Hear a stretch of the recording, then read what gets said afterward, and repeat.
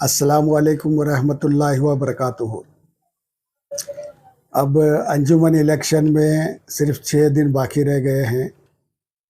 सारे जितने भी ग्रुप्स बने हैं, 4 ग्रुप्स बने हैं और भी दूसरे जो इसमें इंतखाबात में हिस्सा ले रहे हैं, वो सारे कैंडिडेट्स जा कर के जमात वालों से, वोटर्स से, सबसे मिलके अपना काम क्या-क्या करना है वो सारे काम बता रहे हैं और वोटों की अपील भी कर रहे हैं। मगर आज नेहरू कॉलेज में आरओ ने सारे कैंडिडेट्स को बुलाया था, सारे ग्रुप वालों को बुलाया था और वहाँ पर चर्चा ये हुई, डिस्कशन ये हुआ कि बैलेट पेपर्स बनेंगे, अल्फ़ाबेटिकली बनेंगे, कैसे-कैसे बनेंगे और उसके बाद कितने रूमों में वोटिंग का इंतज़ाम होगा और 100 कैमरे लगाए जाएंगे, सीसीटीवी कैमरे लगाए जाएंगे और उसके बाद काउंटिंग के वक्त भी वहाँ भी सीसीटीवी कैमरे होंगे और कितने 100 मीटर या 200 मीटर पर से मोबाइल अलाउ किया नहीं जाएगा। ये सारी चीज़ें यहाँ डिस्कस हुई। वहाँ चारों ग्रुप के लोग और दूसरे भी बहुत सारे हजरात मौजूद थे।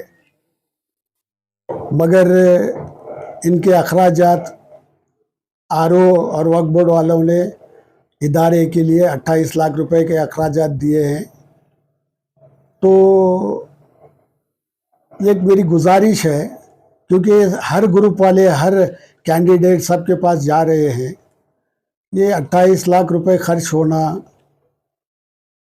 तो उसे बगैर खर्च के भी हम इलेक्शन कर सकते हैं। तो ये मेरी इस बात को आप गौर से सुने।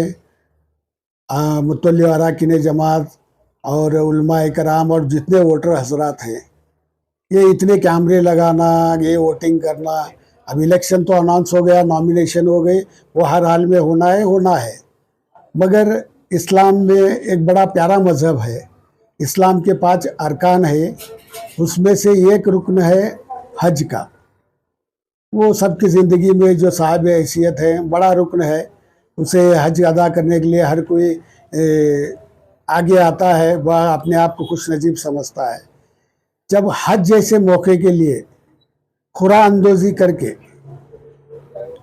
वहाँ पर सिलेक्शन किया जाता है कि इनका सिलेक्शन हो गया हज पिलग्रिम के लिए या नहीं हुआ, तो क्या हम अगर थोड़ा सा गौर करें तो इस इलेक्शन को भी क्यों ना खुरा अंदोज़ी की तरह से किया जाए। इलेक्शन ऑफिसर वही रहेंगे, वक्फ बोर्ड वालों के अंडर में ही रहेगा। तो ये वोटिंग करना, कैमरे लगाना, इन चीज़ों से हटकर अगर खुरा अंदोज़ी से भी अगर सारे मेंबर्स को एक जगह जमा करके सबके, अब प्रेसिडेंट का कैंडिडेट है कितने हैं, उनको अगर इसमें डाल करके खुरा अंदोज़ी करेंगे तो भी इलेक्शन हो सकता है। तो अखराजात बहुत सारे बच सकते हैं। अगर ऐसा भी नहीं है कि जब हज के लिए ये खुरा अंदोज़ी हो सकती है तो इसके लिए क्यों नहीं हो सकती। तो मेरी गुजारिश है इस बात पर ज़्यादा गौर करें। अभी 6 दिन बाकी है, क्योंकि ये वोटिंग कराना, ये ये अखराजात बच जाएंगे। इलेक्शन तो होगा मगर खुरा अंदोज़ी के अंदाज से होगा तो बहुत सारे अखराजात बचेंगे और लोगों में जो ये नाइत्तेफाकी का ये दिख रहा है वो भी ख़त्म हो जाएगा। तो इसलिए मेरी गुजारिश है कि इस बात पर गौर करें कि खुरा अंदोज़ी के हिसाब से अगर इलेक्शन किया जाए तो ये बेहतर है। और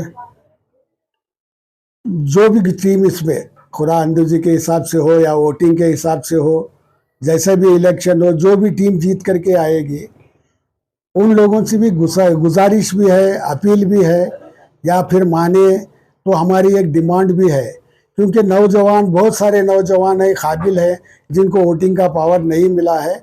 इलेक्शन में जो भी ग्रुप जीते या अलग अलग ग्रुप मिल करके एक से जीत हो गई, तो सबसे पहले आप काम ये करें कि उनको वोटिंग का पावर दें।